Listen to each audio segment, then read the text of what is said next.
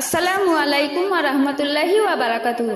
আশা করি আল্লাহ আপনাদের সকলকেই ভালো রেখেছেন, আর আমিও খুব ভালো আছি আলহামদুলিল্লাহ।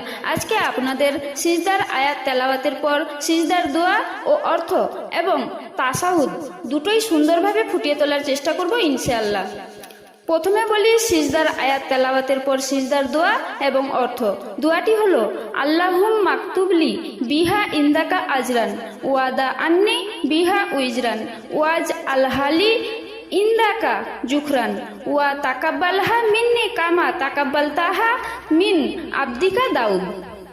এর অর্থ হলো, হে আল্লাহ, এই সিজদার বদলতে আপনার নিকট আমার জন্য প্রতিদান লিখে রাখুন, এর দ্বারা আমার পাপসমূহ ফেলে দিন, এটাকে আপনার কাছে আমার জন্য সঞ্চয় হিসেবে জমা রাখুন, আর একে আমার থেকে কবুল করুন যেমন কবুল করেছেন আপনার বান্দা দাউদ আলাইহিস সালাম এর থেকে।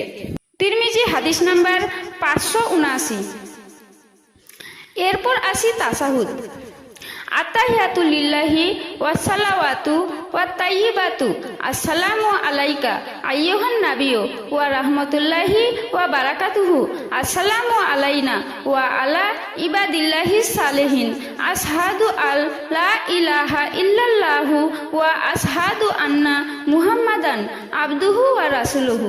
এর অর্থ হলো, যাবতীয় অভিবাদন আল্লাহর জন্য, অনুরূপভাবে সকল সালাত ও পবিত্র কাজও।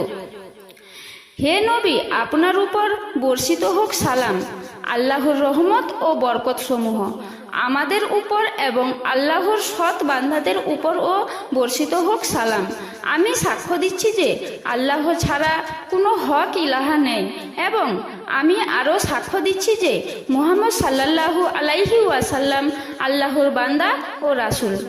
বুখারী হাদিস নাম্বার 831। ভিডিওটি ভালো লাগলে লাইক করবেন, বেশি বেশি করে শেয়ার করবেন এবং সাবস্ক্রাইব করে পাশে থাকবেন।